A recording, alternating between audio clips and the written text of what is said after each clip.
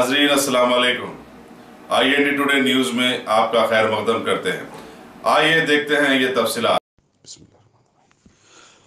अकबरुद्दीन अवीसी ने आज असेंबली के रुकन तौर पर हलफ ले लिया।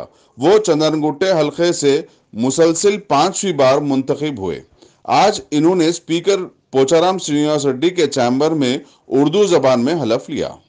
इस मौके पर उनको स्पीकर और दूसरों ने मुबारकबाद पेश की।